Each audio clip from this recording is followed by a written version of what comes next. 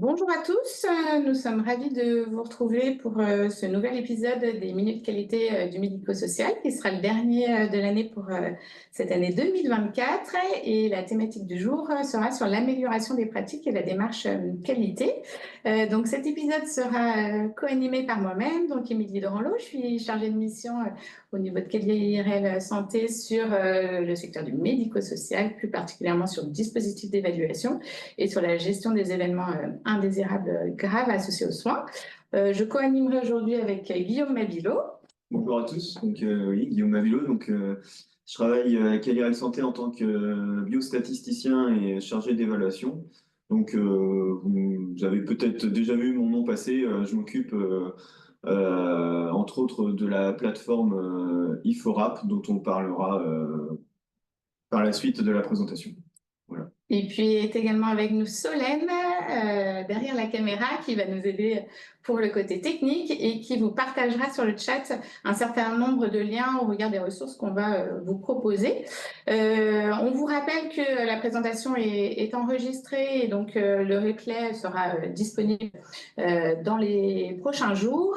N'hésitez pas à ouvrir vos caméras afin qu'on puisse échanger avec vous à l'issue de la présentation. On gardera un petit temps de questions. Vous pouvez également commencer à les poser sur le chat au fil de l'eau.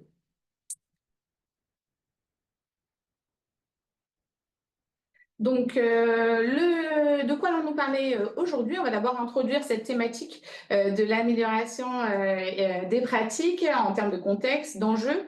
On reviendra également sur les définitions et les méthodes. Et puis, on réservera une partie assez importante pour que Guillaume puisse vous présenter ou représenter en fonction de vos connaissances la plateforme IFORAP, ainsi qu'on fera un zoom sur un certain nombre de ressources qui sont dédiées au secteur du médico-social. Et puis, comme on vous le disait, on réservera un temps d'échange important avec vous si vous avez des questions pour qu'on puisse y répondre. Donc, en termes de contexte et enjeux, on vous repositionne le modèle de Shortell que vous connaissez pour un certain nombre d'entre vous, puisque vous savez qu'on s'appuie sur ce schéma dans le cadre de la démarche de management par la qualité. Donc, en termes de démarche, on commence par définir la notion de pilotage et notamment le volet stratégique et structurel en termes de démarche qualité. C'est ce qui va permettre de donner le cap, définir la stratégie institutionnelle, c'est votre projet d'établissement, votre politique qualité qui va être déclinée selon les modalités structurelles. Et puis aujourd'hui, on va un petit peu plus zoomer sur le volet d'accompagnement des équipes et plus particulièrement sur le volet technique, puisque l'objectif, c'est d'améliorer ces pratiques et de sécuriser ces pratiques. Et puis, ça inclura également un volet culturel, puisque vous verrez que dans le cadre de la démarche d'amélioration des pratiques, on a également un volet pédagogique qui va permettre d'associer les professionnels. On vous rappelle que l'objectif en termes de management par la qualité, c'est bien de répondre aux besoins et aux attentes des personnes accompagnées, d'améliorer la qualité et la sécurité de l'accompagnement. Et aujourd'hui, d'autant plus, on va zoomer sur l'amélioration continue de la démarche qualité et l'analyse des pratiques. Donc, comme je vous le disais, on zoome désormais sur le volet plutôt technique aujourd'hui du management par la qualité, en sachant que tous les autres volets sont des prérequis à cette mise en place. Pour vous dire que donc on rezoome sur la fiche méthode. Les fiches méthodes, donc c'est des fiches méthodes qui ont été diffusées dernièrement par mail via le site internet. Solène vous remet le lien pour que vous puissiez y accéder. C'est vraiment en fait le kit de je veux mettre en place une démarche qualité et instaurer un management par la qualité au sein de mon établissement. Donc vous avez 4 fiches avec une fiche introductive qui vont reprendre les 4 étapes du modèle de Shortell.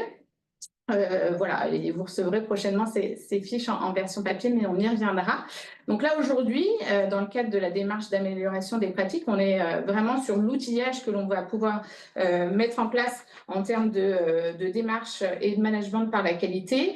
Et donc, on est bien sur un des enjeux importants de la démarche qualité qui est de s'assurer que les attendus qui ont été définis en termes de politique qualité sont bien mis en œuvre dans les pratiques réelles. C'est la différence que l'on peut faire entre les pratiques prescrites, qui vont être ce qui va être formalisé, décrits et les pratiques réelles qui vont être mises en œuvre. Et donc, c'est s'assurer que les pratiques mises en œuvre en proximité correspondent bien aux pratiques définies.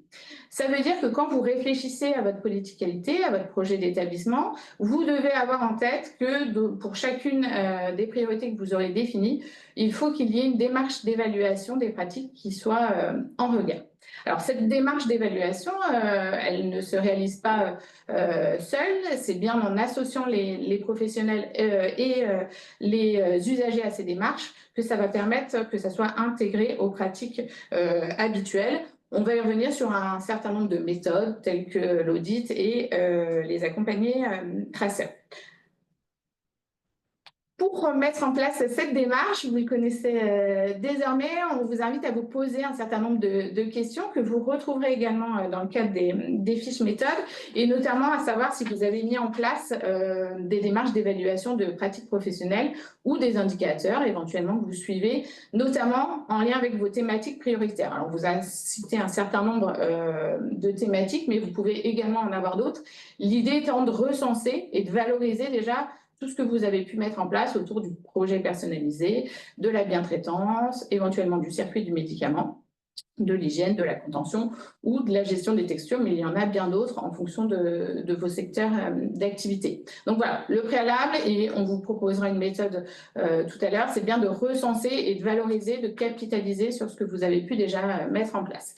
Après, la réflexion, c'est de se dire comment j'associe les professionnels et les personnes accompagnées à ces démarches. Parce que vous le voyez, dans le cadre notamment du dispositif d'évaluation de l'HAS, ce que l'on cherche à évaluer, c'est aussi quelle est la connaissance et quelle est la perception et l'impact pour les professionnels et les personnes accompagnées.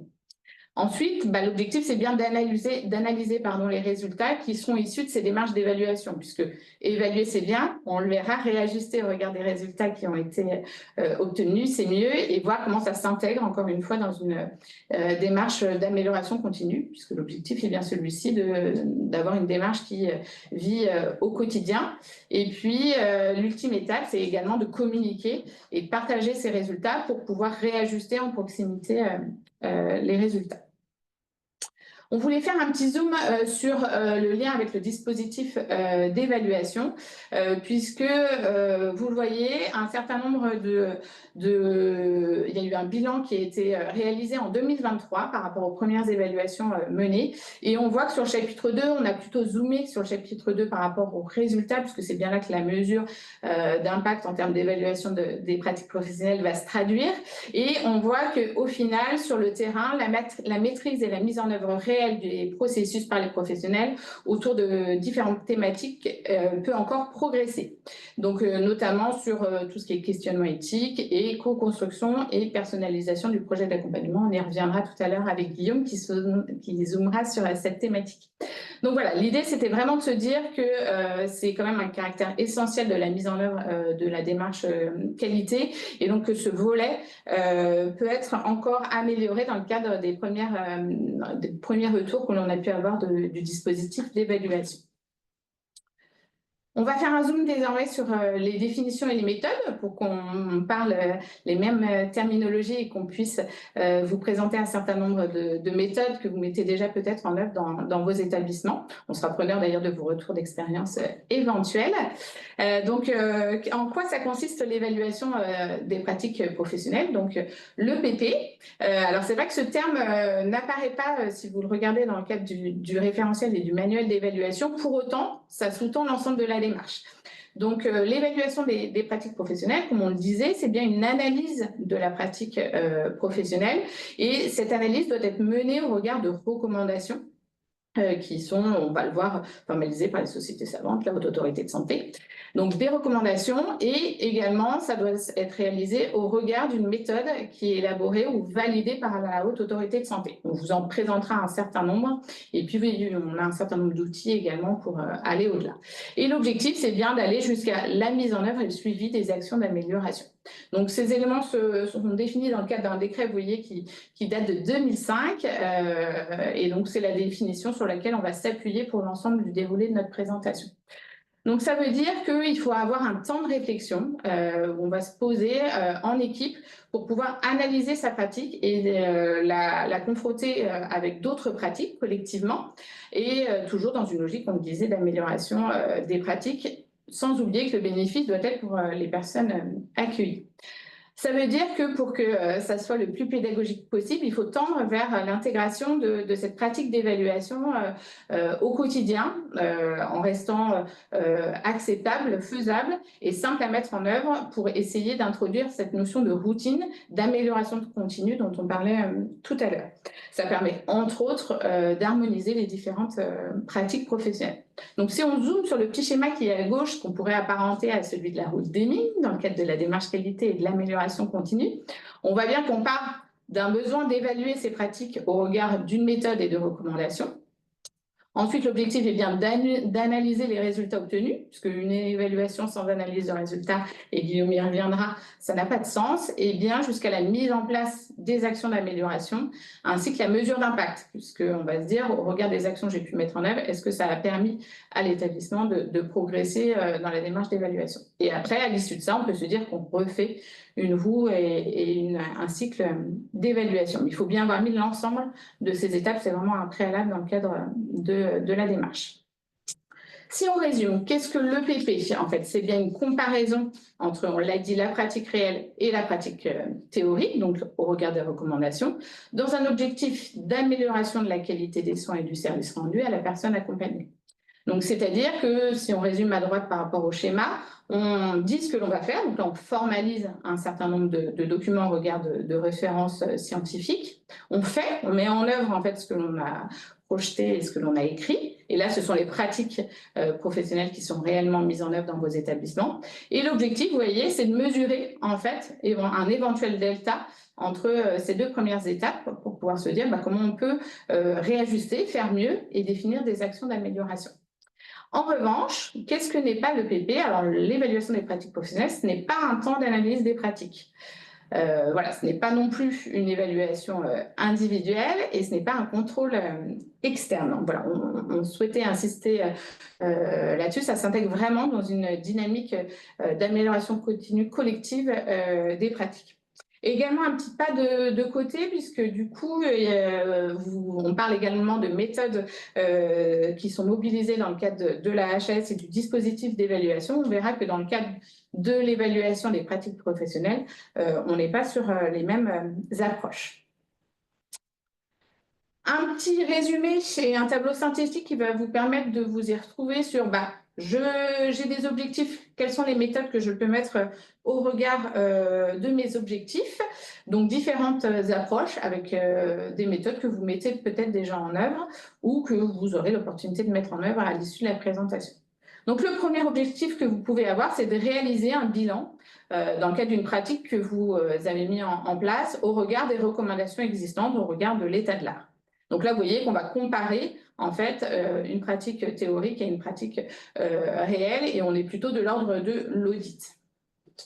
On peut également avoir pour objectif, et un certain nombre d'entre vous le font déjà, de résoudre, de traiter des dysfonctionnements et de faire face et de gérer les événements indésirables. Donc là, on est plutôt sur une approche par résolution de problèmes et c'est la démarche de gestion des risques dont on vous parle régulièrement avec des instances que vous avez pu mettre en place, telles que des comités de retour d'expérience ou une cellule de gestion des risques, peu importe le nom, en fait, j'ai envie de dire que vous avez utilisé, mais en tout cas, l'instance qui va gérer les événements indésirables. Un autre objectif que vous pouvez avoir dans le cadre de l'amélioration de vos pratiques, c'est d'avoir un espace d'échange sur sa pratique avec d'autres professionnels pour tendre à s'améliorer. Ou éventuellement de se dire, j'ai plusieurs professionnels qui travaillent dans un lieu d'exercice commun et comment on peut essayer d'améliorer l'organisation et notre coordination. Donc là, on est plutôt sur une approche qui est intégrée à la pratique, c'est ce qu'on appelle autour des staffs d'évaluation de pratiques professionnelles. Et pour un certain nombre d'entre vous, vous avez structuré des groupes de travail. Alors, on vous a mis quelques exemples. Par exemple, la douleur avec tout ce qui est suivi d'indicateurs, des groupes de travail autour du circuit des médicaments avec les événements indésirables. Voilà, en fait, des groupes de travail par rapport, encore une fois, on le rappelle, à vos priorités. Ça fait bien le lien avec votre politique qualité. L'objectif suivant que vous pouvez avoir, ça serait d'améliorer, d'optimiser un accompagnement ou alors de maîtriser les risques dans votre secteur d'activité. Donc là, on est plutôt sur une logique de parcours, d'approche processus. Et c'est ce que vous mobilisez dans le cadre des accompagnés traceurs, qui sont une méthode mobilisée par la HAS, et on fera un zoom, vous pouvez également la mettre à disposition en interne. Et puis, on vous propose également de travailler sur des cartographies des risques. C'est par exemple ce que vous le faites dans le cadre de la gestion et le lien avec la promotion de la bientraitance et la prévention de la maltraitance. Il est également possible, en termes d'objectifs, de se dire je veux surveiller, avoir une notion d'indicateur, de surveillance d'un phénomène qui est ou d'une thématique qui est importante dans mon établissement au regard d'un certain nombre de résultats à atteindre. Et là, on est plutôt sur l'approche, comme on le disait, par indicateur, et ça va être les tableaux de bord et les analyses d'indicateurs que vous allez pouvoir mettre en place. Voilà, on voulait un petit peu faire un zoom sur ces différentes méthodes pour que vous puissiez aussi capitaliser sur votre existant et mettre des termes derrière des éventuels espaces d'échange que vous pourriez avoir dans vos établissements.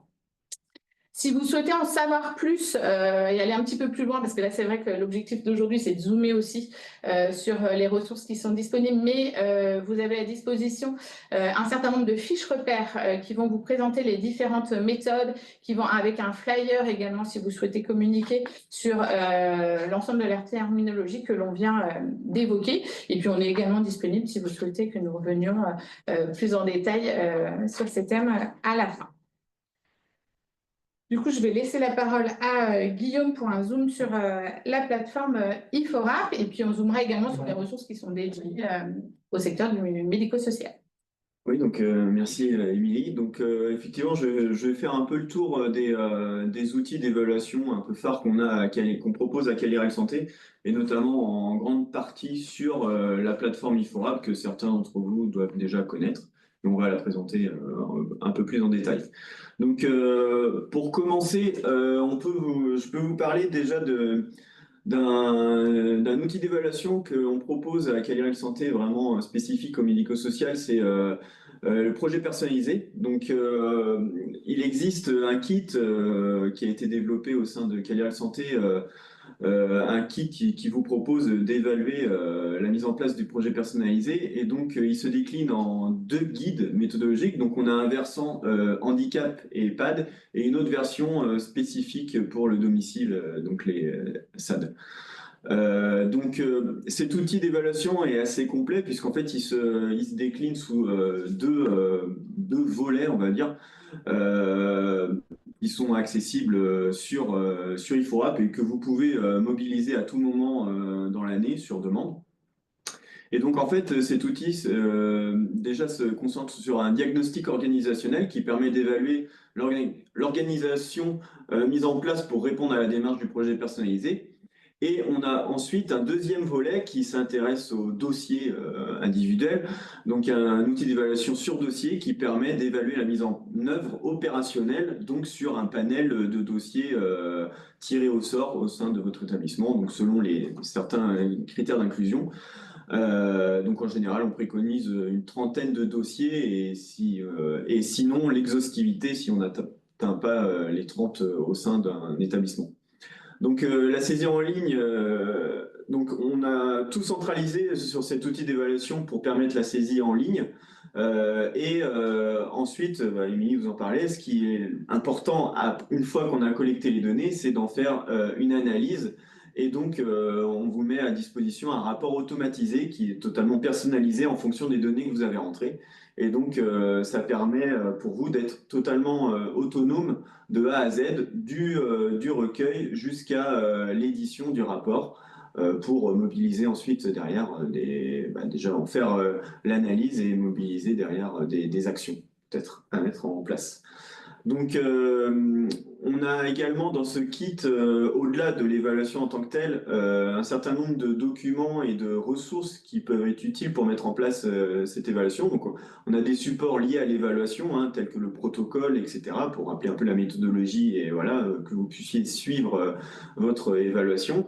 Un guide d'aide au remplissage pour les différents questionnaires. Donc, il y a 2 questionnaires, hein, le diagnostic organisationnel et l'audit sur dossier et des outils pour faciliter la communication au sein de votre établissement, donc en général pendant l'évaluation pour informer de la mise en place de cette évaluation et surtout pour la restitution des résultats derrière. Donc on a un certain nombre de documents pour faciliter ça.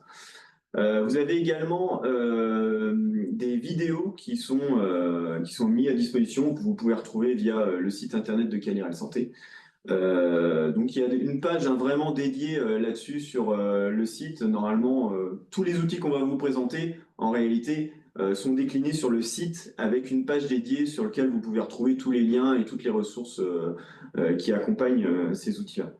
Donc juste pour finir sur le projet personnalisé, on a déjà mené 2 campagnes régionales sur cette thématique. Donc la première en 2019 voilà, qui a lancé la mise à disposition de cet outil d'évaluation, donc qui avait mobilisé pratiquement 90 structures, entités en fait du médico-social, et on a refait cette évaluation dans une campagne régionale en 2022, fin 2022, ça s'est un peu prolongé sur 2023. Et donc, pareil, on était autour de 70 entités participantes. Donc, vous pouvez retrouver les résultats de ces campagnes-là, encore une fois, sur le site internet où il y a également les replays des restitutions où il y avait des retours d'expérience qui peuvent être intéressants sur ces évaluations, notamment sur les actions à mettre en œuvre, des choses comme ça. Donc, on vous parle depuis tout à l'heure de la plateforme, la fameuse plateforme IFORAP, donc, qui centralise ces outils d'évaluation. Donc, je vais prendre un peu plus de temps ici pour vous présenter un peu comment ça se concrétise en fait, la mise en place enfin, l'utilisation de ces outils. Donc là, je viens de vous présenter le projet personnalisé. Donc, on va rester sur cet exemple pour vous montrer un peu comment vous, de votre côté, ça se matérialise l'accès à ces outils-là. Donc, je vais juste passer en mode. Je sais pas comment. Ouais. J'arriverai tout de suite dessus. Ouais, voilà. Donc, concrètement, lorsque vous souhaitez accéder à un outil d'évaluation, le plus simple, le chemin le plus simple pour accéder, c'est toujours pareil, de commencer par le site internet de Caliral Santé.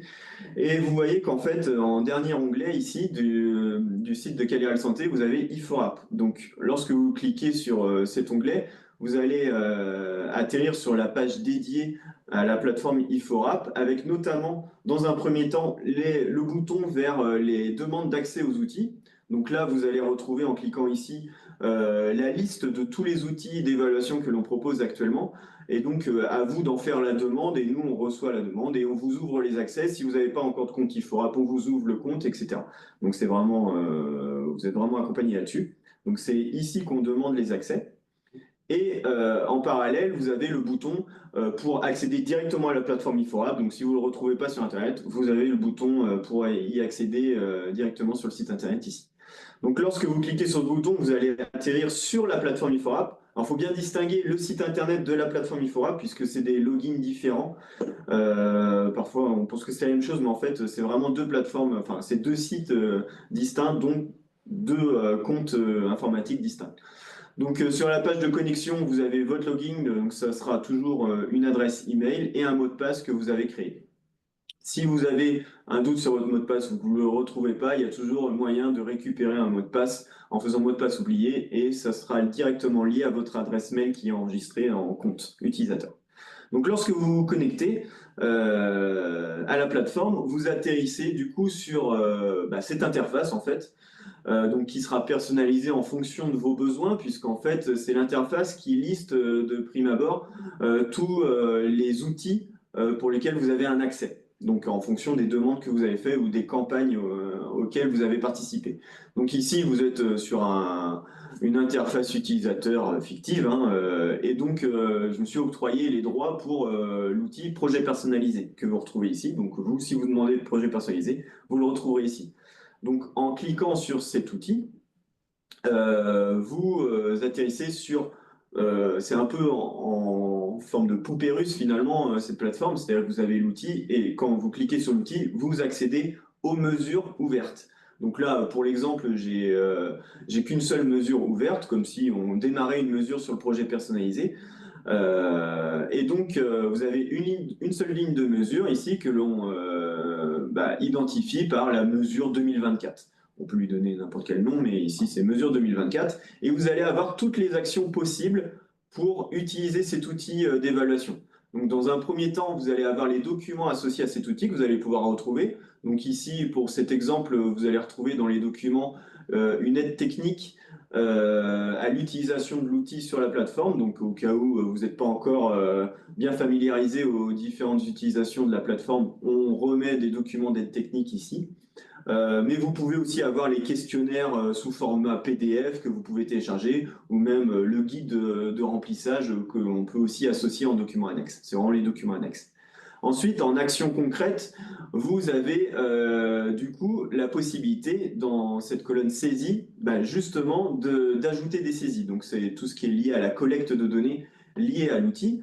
Donc comme je vous l'ai dit, le projet personnalisé possède deux volets, un volet diagnostic institutionnel et un volet audit sur dossier.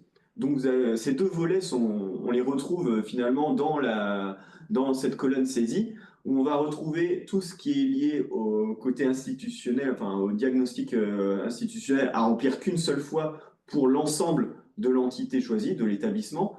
Et donc là, en fait, on retrouve ça sous le bouton périmètre. Encore une fois, tout ça est expliqué dans les documents d'aide technique qui sont associés à chaque outil.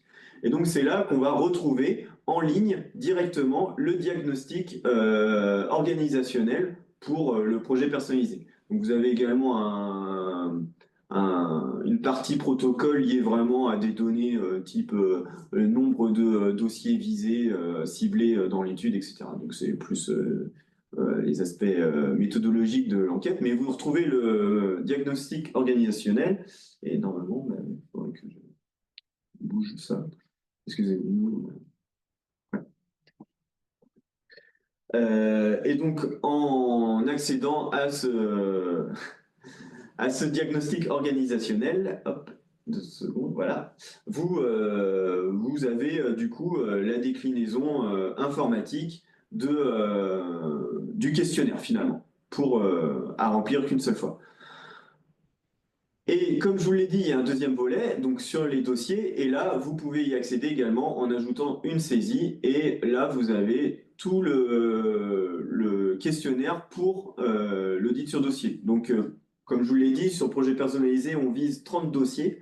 Donc, l'idée, c'est de remplir 30 fois ce questionnaire. Et donc, tout va être enregistré sur la plateforme dans cette mesure-là. Et c'est une fois les saisies terminées que vous pourrez télécharger un rapport qui va mouliner toutes les données que vous avez remplies et en fonction de ce qui sera saisi à la fin de votre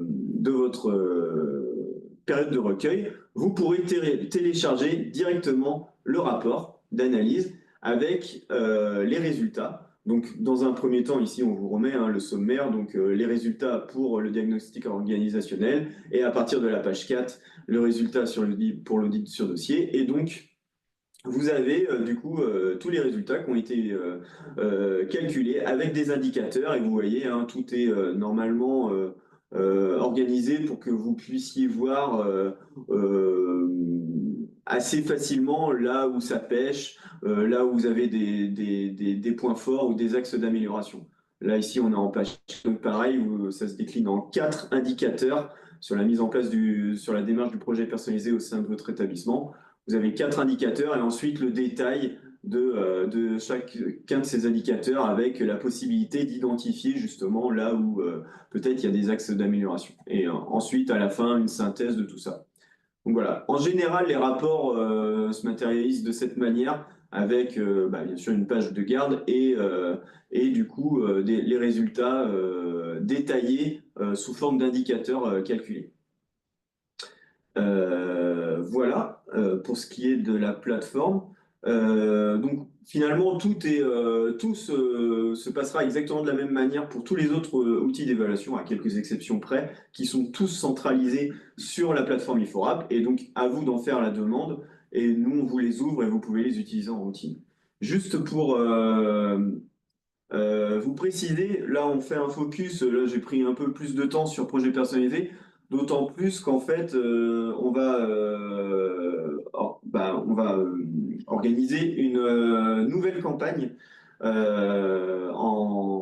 pour le second semestre 2025. On va organiser une nouvelle campagne d'évaluation, donc qui est, voilà, où vous aurez les appels à participer à cette campagne qui aura lieu sur le second semestre et qui sera certainement, cette fois-ci, ça sera une grande première, même une campagne interrégionale, donc qui permettra d'évaluer, au-delà du fait d'évaluer régionalement la mise en place, la démarche du projet personnalisé, on pourra le faire de manière un peu plus nationale. Donc voilà, on vous annoncera ça dans le courant de l'année 2025. Mais vous pouvez d'ores et déjà le garder en tête qu'on remobilisera cet outil à large échelle. Donc voilà. Donc comme je vous l'ai dit, pour tous les autres outils qu'on va vous présenter, vous avez de la même manière la déclinaison informatique sur la plateforme IFORAP une fois que vous avez un compte d'accès. Donc les quelques outils sur lesquels on peut vous présenter un peu certaines des choses qui peuvent vous intéresser. Notamment, on a le regard croisé sur la bientraitance, qui est un outil qui a été développé au sein de Caler Santé via un projet de recherche et qu'on mobilise depuis maintenant plusieurs années. On doit être rendu à notre 5 ou 6e campagne régionale maintenant. Donc c'est un outil qui est très demandé et assez complet, puisque je vous ai dit sur le projet personnalisé, on a deux volets, le volet établissement et le volet sur dossier. Projet personnalisé, le regard croisé sur la bientraitance, comme son nom l'indique, s'intéresse à vraiment tous les volets possibles, c'est-à-dire qu'on a le regard de l'institution, donc de l'établissement, mais on questionne aussi le regard des professionnels et également le regard des usagers, donc des résidents, des patients résidents. Et donc on confronte tous ces regards dans cette évaluation pour lequel, de la même manière que projet personnalisé, vous avez un rapport qui va mettre en miroir justement les perceptions de bientraitance pour ces trois différents volets. Donc c'est un outil assez complet et voilà, qui permet de vraiment identifier assez simplement là où on a potentiellement des axes d'amélioration. Donc voilà les objectifs, là on vous a remis les objectifs de cet outil, hein, un peu ce que je viens de vous dire en fait, hein, avoir un éclairage sur les attentes des résidents sur les pratiques de bientraitance, poursuivre une dynamique autour de la bientraitance et plus généralement des modalités d'accueil de la personne accueillie, avoir un outil complet d'évaluation associant pilotage professionnel et personne accueillie, et avoir des indicateurs, comme je vous le disais, pour chacun des volets de perception de la bientraitance au sein de son établissement. Donc finalement, on se retrouve avec deux indicateurs sur deux thématiques au niveau établissement. On a de mémoire 3 indicateurs côté professionnel et un unique indicateur côté usager. Donc en fait, bon, bien sûr, il y a plusieurs items, mais en gros, on a des indicateurs ensuite qui agrègent tout ça pour que ça soit le plus synthétique possible, au-delà du détail qu'on donne dans les résultats. Donc comme je vous l'ai dit, on est maintenant à plusieurs campagnes régionales. La dernière en date a eu lieu fin 2023. Donc on a restitué ça cette année d'ailleurs. Ouais. Et comme je vous disais, c'est un outil qui est très demandé, très mobilisé. Là, sur la dernière campagne, on avait plus de 200 entités participantes, donc ce qui représentait quand même un peu plus de 8000 saisies sur la plateforme. Et aujourd'hui, cet outil est ouvert pour le secteur médico-social, donc côté EHPAD, et également le domicile. Et par ailleurs, on a aussi le pendant sanitaire et santé mentale qui a été ouvert cette année également. Voilà.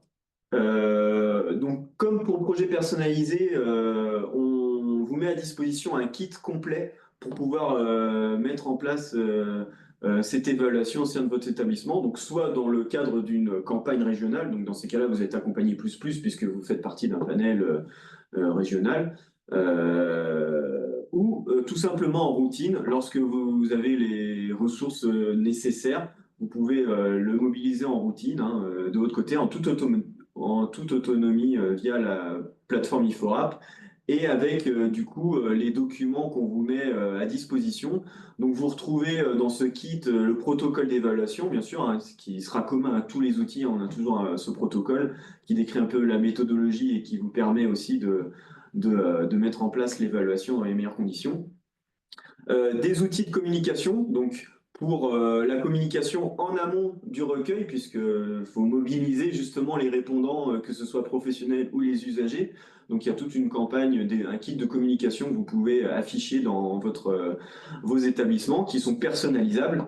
Bien sûr, les questionnaires sous format PDF imprimable que vous pouvez, selon le recueil que vous avez opté, hein, certains optent encore pour le recueil sur papier, donc c'est pour ça que vous avez les questionnaires PDF, mais vous pouvez tout aussi bien mobiliser la plateforme Ifora pour communiquer un lien web qui permet aux répondants de répondre tout de suite en ligne et ça alimente automatiquement la plateforme Ifora. Donc ce qui peut être très pratique. Et de plus en plus pratique puisque c'est adaptable en plus sur les smartphones ou les tablettes. Et du coup, vous avez également dans ce kit des supports de restitution et des affiches qui permet également, parce que c'est un peu le but de ce type d'évaluation, c'est voilà, d'avoir les enseignements de l'évaluation. Et donc, du coup, c'est très important d'organiser des temps de restitution au sein de vos établissements et voilà, d'afficher vos résultats, puisqu'il y a toujours des axes d'amélioration, mais également aussi des forces hein, qu'on peut mettre en avant. C'est toujours intéressant. Et voilà, d'en discuter autour. Donc, on a également tout un kit personnalisable pour vous aider dans la restitution des résultats. Voilà. Juste en complément, Ouais. dire pour ceux qui s'intéressent à la thématique, c'est un outil qui a été promu dans le cadre de la recommandation de la HAS qui est paru récemment. Donc voilà, il y a un certain retour d'expérience sur le sujet, mais voilà, c'est aussi un outil qui est promu au niveau national. Et encore une fois, vous pouvez tout retrouver les ressources des campagnes passées sur le site internet où vous pouvez aussi retrouver des replays sur la chaîne YouTube, des replays des restitutions des campagnes passées et même des lancements, puisque des fois ça peut être aussi utile de revoir les replays sur les lancements de campagne, puisque on apporte, là on va un peu vite, mais on apporte aussi pas mal d'informations sur la mise en place des évaluations au sein de vos établissements. Donc ça peut être aussi utile. Donc n'hésitez pas tout est référencé sur le site internet et sur la chaîne YouTube. Je passe sur un autre outil qui pourrait vous intéresser également, un outil d'évaluation qui vient d'être mis à disposition à Caliral Santé. C'est un outil qui a été développé par le CAPS. Alors c'est nos homologues en fait en région Bretagne. Et donc, ils ont développé ça en collaboration avec la Société française de gériatrie et de gérontologie. Donc, c'est l'outil d'évaluation Choisir avec soin en gériatrie. Donc, ça permet aux professionnels de santé d'analyser et de questionner leurs pratiques dans les 5 situations identifiées par la SFGG, avec la possibilité de se situer par rapport à une moyenne régionale. C'est-à-dire qu'en fait, là, on a lancé une campagne. C'est tout frais hein, du début du mois là, une campagne interrégionale, donc même nationale, toutes les régions doivent y participer, je crois. Donc ça permet à ceux qui participent à cette campagne de se situer ensuite par rapport au rapport régional. Et donc les 5 situations identifiées, je peux vous donner le détail. Donc on avait 5 actes en fait identifiés. Donc on a l'évaluation faite sur les antipsychotiques, benzodiazépine, les bandelettes urinaires, l'inhibiteur de pompe à protons et un 5e qui est un peu à part sur plus au niveau usager, donc c'est la décision partagée. Donc voilà, vous avez le visuel avec ces 5 thématiques là sur votre droite, mais que vous pouvez retrouver plus clairement sur le site internet, encore une fois, avec la page dédiée à choisir avec soi en gériatrie. Donc, comme je vous l'ai dit, il y a une campagne interrégionale qui a débuté là. Donc, au niveau Pays de la Loire, on a débuté en début du mois là. Donc, il y avait une période d'engagement qui s'est clôturée la semaine dernière. Et donc, on est à une centaine de mesures ouvertes. Donc, peut-être parmi vous, d'ailleurs, parmi les participants là aujourd'hui, vous faites peut-être partie des engagés. Donc, les mesures sont d'ores et déjà ouvertes sur la plateforme Ifora. Donc, voilà, vous pouvez le retrouver pour ceux qui sont engagés à cette évaluation. Les outils sont bien disponibles sur votre compte normalement. N'hésitez pas à revenir vers nous si vous avez des difficultés là-dessus ou des questions. Juste pour finir là-dessus, donc choisir avec soin, vous retrouvez également ça sur le site internet, hein, la méthodologie, mais en gros, donc, comme je vous l'ai dit, il y avait les 5 recommandations identifiées par la Société française de gérontologie et gériatrie. Et donc, on a des grilles de recueil qui sont plutôt simplifiées pour faciliter cette collecte de données. Donc pour les 5 recommandations, donc si on choisit les 5 recommandations, on a les 5 grilles de recueil différentes. Et donc c'est pareil, hein, c'est sur dossier finalement. Et on a du coup la restitution par résultat qui sont directement téléchargeables via la plateforme Ifora, de la même manière que les autres outils que je vous ai présentés. Et donc c'est plutôt simplifié avec des indicateurs qui mettent vraiment en avant voilà, les résultats. On aura un webinaire régional d'échange sur la restitution, qui est organisé le 13 mars 2025, mais encore une fois, on recommuniquera là-dessus. Et on aura également à l'issue de ça une boîte à outils pour faire évoluer les pratiques. Donc ça, c'est vraiment en collaboration avec la Société française de gériatrie et gérontologie et le CAPS. Donc voilà, c'est sur communication commune avec ces 2 entités-là qu'on fonctionne. Mais tout est retrouvé, vous pouvez tout retrouver sur le site. Juste rapidement, puisque voilà, on a fait un peu le tour des outils phares du moment. On a 2 autres outils qui peuvent être mobilisés pour 2025, donc qui sont actuellement en cours de finalisation, mais ils pourront être mobilisables en 2025 en routine. Donc c'est un premier outil sur l'expérience des usagers vis-à-vis de la douleur, donc un outil assez complet qui a été développé par le CECA, qui notamment intègre également l'échelle Algo Plus pour les personnes dyscommunicantes et aussi un regard croisé sur les professionnels et leur perception par rapport à tout ça. Donc c'est un outil assez complet qu'on mettra certainement à disposition là, début 2025. Et également un autre outil développé par le CAPS en Bretagne sur l'analyse des pratiques de dépistage et le diagnostic de la dénutrition chez les personnes âgées. Donc pareil, il est finalisé, il sera certainement mis à disposition. Donc ces 2 outils, vous pourrez les demander, puisqu'il n'y a pas de campagne de prévue là-dessus, de campagne régionale d'engagement. Donc vous pourrez les retrouver à la demande via le formulaire de demande d'outils que je vous ai présenté là, qui est accessible sur la page internet du site. Voilà. Je relaisse la parole à Émilie. Merci Guillaume. On reviendra si vous avez des questions sur la plateforme. On sera disponible à la fin pour y répondre, mais c'est vrai que c'était important de pouvoir vous présenter l'existant. Vous voyez que c'est quand même des campagnes qui sont clés en main. Voilà, donc ayez le réflexe, si vous posez la question, je veux travailler sur une évaluation pratique, une démarche d'amélioration de mes pratiques dans un établissement, d'aller sur la plateforme Ifora, voir ce qui est à disposition, parce que voilà, on vous propose vraiment quelque chose de clé en main. C'est quand même du temps en termes de méthodologie. Et puis voilà, ce sont des choses qui sont quand même qui ont été mises en œuvre plusieurs fois. Ouais, on a robustes, validés, une certaine robustesse et voilà, qui sont reconnus et mutualisés. On voulait faire un autre zoom sur un outil qui n'est pas disponible via la plateforme, mais qu'on peut vous partager si vous le souhaitez. C'est un outil en lien avec la compagnie Tracer. Alors là, on fait le lien avec le dispositif d'évaluation. De la même façon, ça a été travaillé par nos collègues de la structure régionale d'appui en Bretagne, le CAPS.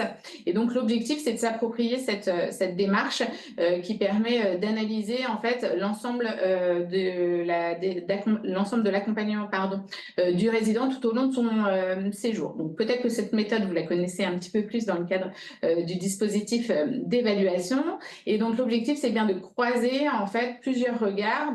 Le premier qui est celui de la personne accompagnée et ou de son entourage éventuellement. Le regard de l'équipe qui prend en charge et qui accompagne le résident ou la personne accompagnée. Et puis de pouvoir également se baser sur les éléments qui sont dans le dossier et formalisés dans le dossier du résident, de la personne accompagnée. Donc vous voyez encore une fois un regard pluriel et toujours dans une logique de mettre en œuvre des actions d'amélioration. Donc on vous a mis les personnes qui peuvent être ressources en fait dans le cadre de ce dispositif.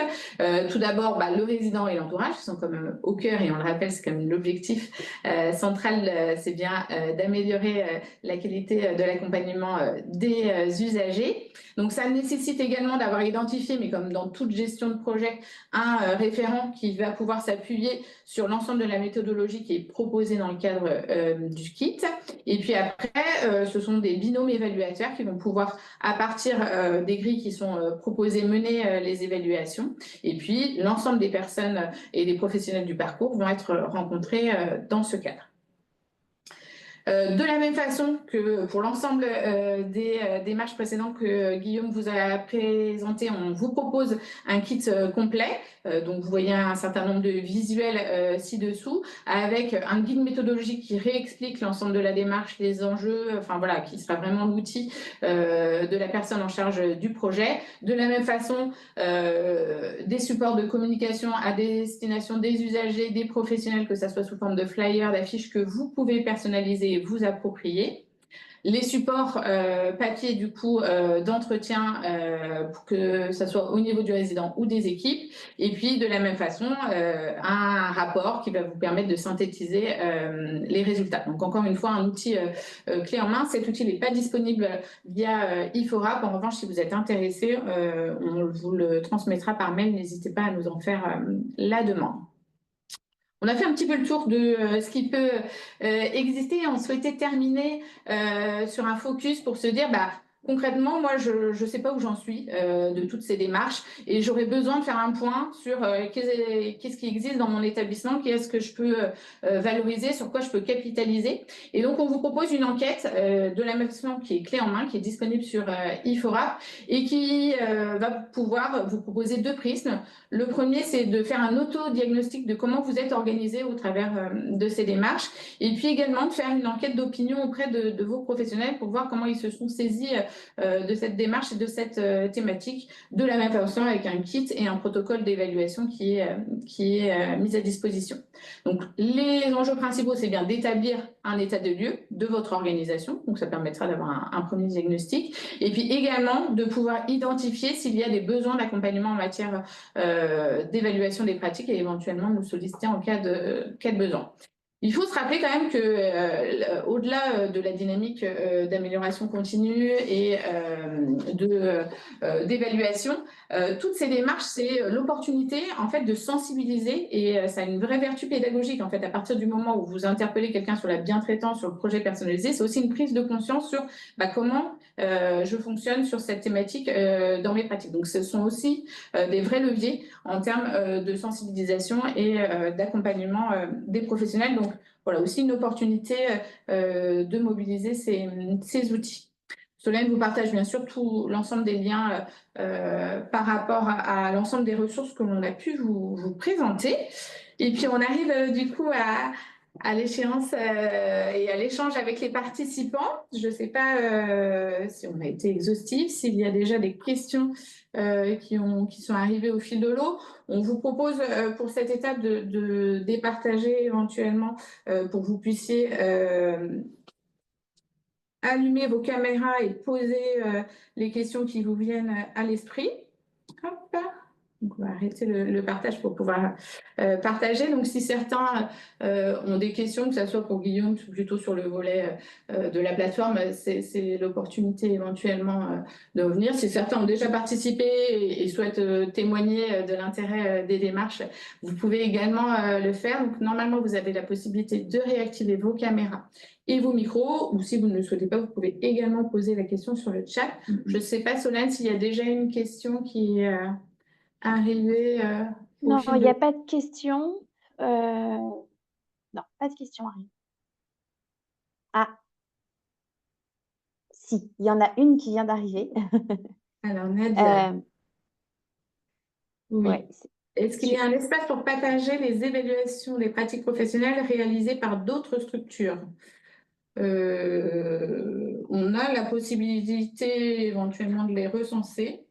Et puis on pourrait vous les partager via les espaces Talk Spirit des différentes COP, etc. Mais à l'heure actuelle, on est plutôt sur des partages de ressources de structures régionales d'appui. On mutualise au niveau national ce que peuvent proposer l'ensemble des structures régionales d'appui, mais en effet, il n'y a pas d'espace où on recense en tant que tel. En revanche, c'est quelque chose que l'on pourrait initier sur un espace Talk Spirit si vous souhaitez partager. Voilà, dans l'idée encore de mutualiser les dispositions. Je sais pas, Guillaume, si ça te... Oui, non, ça pourrait être intéressant aussi. Est-ce que ça répond à ta question, Nadia? Mais effectivement, au sein de la FORAP, on essaye de mutualiser au maximum. Voilà, c'est encore récent cette optique de mutualisation, mais vous voyez déjà, d'ores et déjà, qu'on a le CK en Nouvelle-Aquitaine, le CAPS qui partage déjà des nouveaux outils, et on en a vraiment pas mal encore dans la banette à finaliser et qui seront, qui vont venir agrémenter l'arsenal que l'on propose dans, voilà, courant 2025 certainement. On va encore en avoir d'autres qui vont arriver de d'autres régions en fait. Et puis l'idée, quand on partage en fait des ressources, c'est vraiment des choses qui sont validées avec un guide méthodologique. Voilà, tout un panel de ressources, vraiment des choses clés en main qui permettent de générer des rapports. Après, voilà, pourquoi pas partager des thématiques qui pourraient être intéressantes, mais voilà, ça peut. Mais l'idée, c'est d'avoir vraiment des choses qui soient validées, testées, approuvées, pour que vous l'ayez de façon clé en main. Et puis, on essaie aussi, vous voyez, de répondre aux priorités de la feuille de route nationale. Enfin, voilà, on s'inscrit vraiment dans cette dynamique également d'enjeux nationaux. Alors, apparemment, il y a une question. Oui, en fait, c'est une question commentaire. Alors, il faudra peut-être la recontextualiser du coup.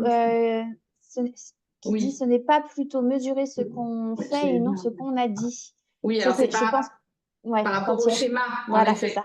Donc on est bien sur, en effet, on dit ce que l'on va faire, donc on est sur les pratiques formalisées. Et puis après, on met en œuvre en fait les pratiques. On est bien en effet sur la mesure de ce qui est mis en œuvre. Donc en effet, c'est bien la mesure de ce qu'on a fait, mais normalement on fait ce qu'on a dit. Donc en effet, c'est bien ce delta. En fait, ce qu'il faut retenir, c'est qu'à un moment, on va formaliser les pratiques théoriques au regard des recommandations.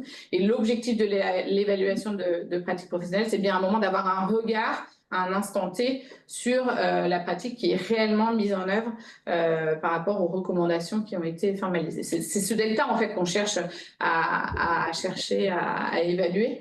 Donc voilà, c'est important d'évaluer. Je réinsiste sur le fait que il y a cette première étape d'évaluation, mais vraiment l'ensemble de la roue est importante. Voilà, quand on vous propose des outils, ça va jusqu'à la restitution des résultats et jusqu'à la mise en œuvre des actions d'amélioration. C'est important aussi en termes de logique pour les équipes d'aller bien jusqu'à cette démarche. Excusez-moi, mais dans la roue, justement, c'est marqué on évalue ce qui a été dit. Et ça, c'est pas très, à mon avis, c'est ce qu'on a fait qui doit être évalué, pas ce qu'on a dit. Oui, c'est ce qui est mis en œuvre, en effet. Oui, tout à fait. C'est ce qui est mis en œuvre par rapport à... Oui, voilà. C'est la pratique réelle. Voilà, c'est ce qu'il faut retenir. Non, hein, ça suffit pas. Oui. Donc, est-ce que ça doit pas être corrigé? Oui, c'est par rapport à la roue, en effet, on y reviendra par rapport à ça. Mais on est bien sur la mesure des pratiques réelles. Merci en tout cas. Je ne sais pas s'il y a d'autres questions ou des personnes qui ont pu participer éventuellement déjà aux campagnes précédentes et qui souhaitent partager l'intérêt ou qui envisagent peut-être de le faire au cours de l'année ou de mobiliser certaines de ces ressources.